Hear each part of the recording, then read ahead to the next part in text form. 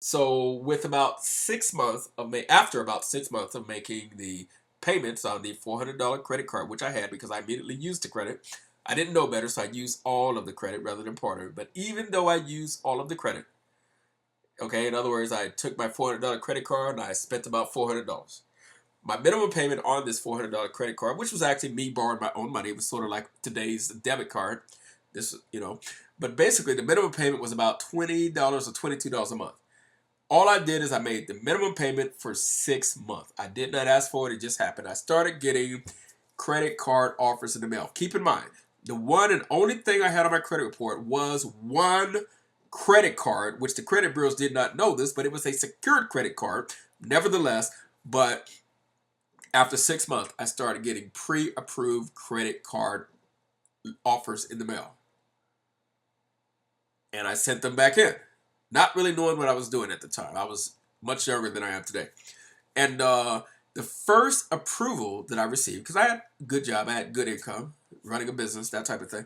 But the first credit card that I received gave me a $10,000 limit.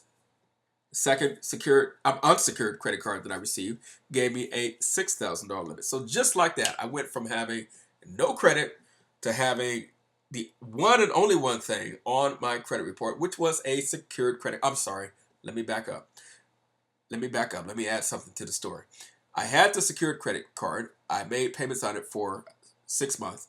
But during that time, probably after about 1 month, I did go to a department store. It was Macy's, and they had a requirement that if, as long as you had a credit card, you could get a department store charge card. So I also did get a department store charge card. So I actually had two items now that I think about it on my credit report. And I bought some clothes at Macy's, and I started making payments on that, and I made them on time. They also reported to the credit bureau. So I actually had two items on my credit report. Bottom line is, after about 6 months, I got a $10,000 unsecured credit card, and then I got a $6,000 unsecured credit card. Okay, and that was enough to do the things I needed to do, which was, I made it work. Anyway, now, like I said, this is not gonna be an exhaustive discourse, and I'm moving way slower than I want to, so I'm gonna have to speed this up so we can get through this roadmap. There's a company called William Pay. If you're talking about establishing credit, I would encourage you to use William Pay, because what they are is, and you can look it up on Google. I might even include a link. In fact, I will include a link to it on this video. Just look in the box, look in the video description, and you will see the link. Okay. Basically, they allow you to establish and build your credit by just simply paying your rent. It doesn't matter if you are renting a house, an apartment, a condo, a motorhome, a trailer. It doesn't matter if you're paying rent to your mother or your father or your uncle, your brother, or your cousin, or just a roommate. It doesn't matter. You can establish legitimate credit with the major credit bureaus by simply paying your rent. Okay, I'm going to include a link to the service that will allow you to do that. Use the 30% rule. What that means is, unbeknownst to me, like I said, when I got my $400 credit card, I used the entire $400. The 30% rule means I would take 30% of the $400, and I would never use more than that. Okay, so obviously 30% of $400 would be $120. So instead of using the entire $400 for whatever I used it for, I didn't need to. I just did it. You would only use no more than $120, and that just looks a lot better for credit reporting if you want to build up your credit score quickly in a positive way. AU, borrow someone else's excellent credit. That the AU stands for authorized user, and the way you borrow someone else's excellent credit, you basically allow their excellent positive credit information to be applied to your credit report. And it's a very simple thing to do. All you do is get that person to add your name as an authorized user on their credit report. Okay, so you want to get your social security number, your name, etc. And what happens is, if they have an excellent credit history, that history will be added to your credit report. And it doesn't matter if that history is 1 year old, 5 years old, or 10 years old. That history will be added to your credit report, and it will look like you're the one that's been making those payments in a timely manner and having excellent credit with whatever the credit cards are, whatever it is that they're adding you an authorized user on for 1 year, 2 years, 5 years, 10 years, or whatever it is. You don't have to ever know anything about the credit card, or you don't have to have the credit card number or access to it. You're just borrowing that person's credit. Now, there are some changes that have been made of late. I understand. I'm not looking into all the details about that, but this is something that works, and I believe it still does work as well. New personal credit profile. That's one thing I talked about, and I'm not going to be able to get into all the details on this particular video about how you would establish a new personal credit profile, but I can only tell you this: you can absolutely do it, and you can do it legally. Okay. Now, for years there have been people that have been talking about creating a new personal credit profile. I'm going to tell you exactly one of the methodologies that they have been teaching, and that is that you get a taxpayer ID number, and you use that taxpayer ID number in place of a social security number. Okay, and that did work for a while, but the creditors have gotten smart, and so has the government, and they have declared that that is illegal. You are defrauding a lender, because when you fill out an application and they ask for your social security number, if you put in a government issued taxpayer ID number in lieu of a social security number, that's actually, some people call it file segregation, but it's actually illegal. There are ways you can legally do this. You can legally create a brand new personal credit profile using your legitimate information, including your legitimate social security number. Okay, which I'm not going to get into all that right now. Business credit. We're going to be talking later about business credit and how you can establish excellent personal credit, which I encourage you to do, but you also can establish business credit. One of the things you're going to do is create legal entities. Notice I said legal entities, plural, meaning more than one. You can create an LLC, which is a limited liability corporation. You can create an S corporation. You can create a lot of people are using Nevada corporations. Bottom line is, you create a what is the definition of a corporation again? It is a legal person. So you create a separate legal person, and then you establish excellent credit on that. So using a combination of the things that I am talking about, you can very easily raise, and I do mean easily, from $50,000 to $100,000 in available credit. And that's one of the steps I encourage you to take. You can actually raise far more than that, but we're going to stick with $50,000 to $100,000 in available credit, and then I'm going to show you how to play with it. First of all, let me ask you a question. And I've asked a lot of people this question, a lot of students, to see what type of reaction I get. What I do is I ask people this question. Based upon your current financial situation, I want you to think about it. Based upon the bills you have to pay, based upon your rent, your mortgage, your car payments, whatever you have, your housing expenses, your living expenses, the children you have to take care of, child support payments, alimony, whatever expenses you have, based upon whatever your income is, and think about the money you have left over after paying the bills you have and the money you're able to save on the income you have. How many of you think you can afford, based upon that, the payments on $100,000 loan?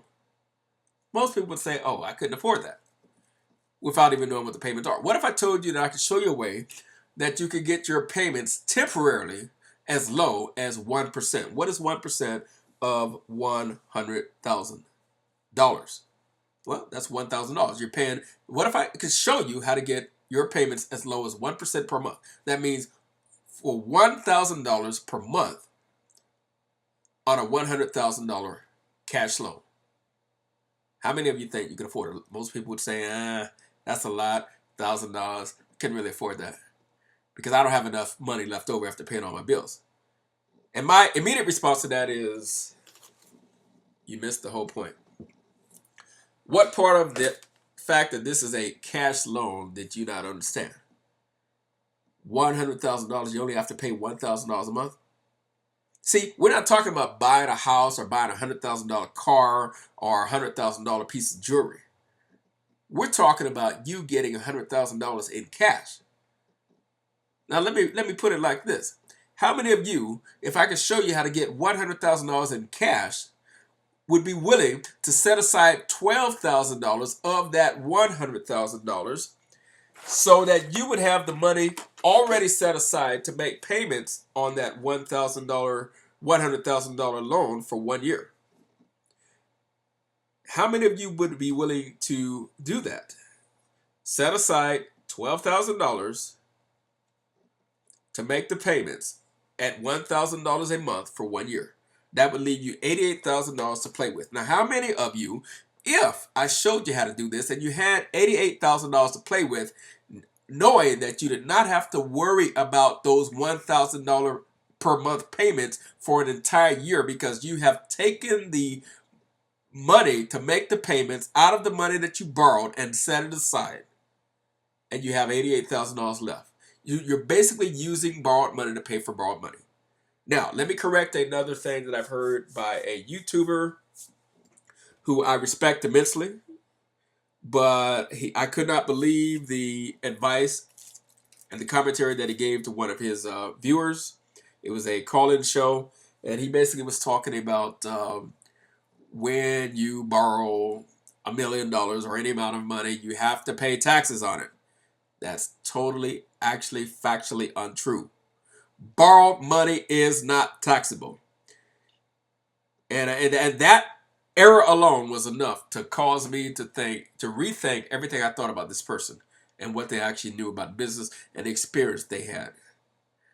Because borrowed money is not taxable.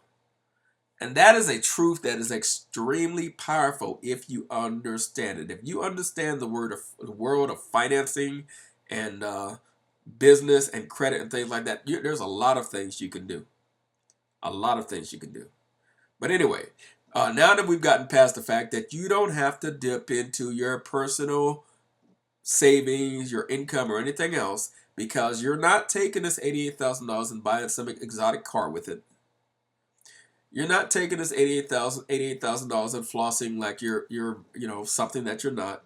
You're going to take this $88,000 and use it to make money. First of all, you don't have to get the money all at once. I want you to raise $50,000 to $100,000 in available credit. That doesn't mean you have to even touch that credit. I just want you to have it available to you. I can show you ways that you can, once you raise this $50,000 to $100,000 in available credit, you don't have to touch that money until you're ready to make some money with it, and you will make that money so quickly and turn it over so quickly that you won't even have to worry about the payments. But the thing is, you will not have the power until you begin to take the steps and do the things that I'm showing you on this path to financial freedom. And one of those things has to do with cleaning up your personal credit, establishing excellent personal credit, creating business credit, legal entities, and things like that. You can actually do it on just your personal credit without even ever setting up a corporation or anything like that. Because $50,000 to $100,000, that's not even a large amount at all. But it's enough to get a lot of people in trouble if you don't know what you're doing. So take your time and learn the things I'm going to show you, because all I'm going to do is point you in the right direction. I am not your guru. I'm not going to take the time to hold your hand and give you everything you need to know to not get yourself in trouble. So just keep that in mind. Now it's time to move on. You have created excellent credit. You have raised, now you have access to $50,000 to $100,000 in available credit. I actually want you to do way better than $50,000. I'm just saying that as a minimum, because some people are so negative that they can't even wrap their brain around what they think is large amounts of money. So I have to bring it down to at least $50,000 for some people to even accept it. Okay, you can even play with less money than that, but we're going to stick with $50,000 to $100,000. Now let's move on. Position yourself. Now, this technically could be one of the first things you do, even as you're trying to establish excellent personal credit, clean up whatever negative credit you have, or possibly create legal entities or corporations or new credit profile or any of that. You can all do all of this simultaneously. This is something you can begin to do today. Notice on this icon I have a hitchhiker. I thought that this icon would be appropriate for what I'm trying to convey on this portion of the video.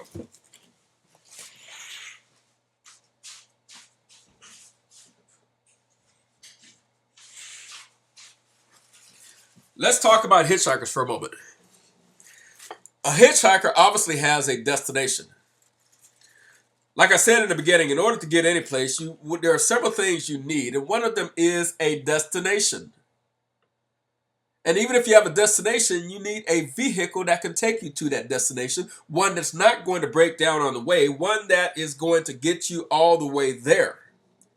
And if you have a vehicle, let's assume it operates off of gas, whether it operates off of gas, electricity, solar, whatever it is, you're going to need the tools, the resources, and the power that powers that vehicle so that it will actually take you all of the way. And if it's running off of gas, you're going to need enough fuel to get you all the way to your destination. And if necessary, that means you're going to need enough money to be able to stop off periodically and put more fuel in the vehicle that you have. Unless you're running a vehicle that doesn't require fuel or doesn't require gas. Maybe it runs off of sunlight. Maybe it runs off of the wind. I don't know. But these are some of the things you need to get where you're going. So here we have a hitchhiker. He's got a destination. He's going in the same direction, and he's got his thumb out. Okay? So I use that icon to represent everything I'm talking about now, which is position yourself.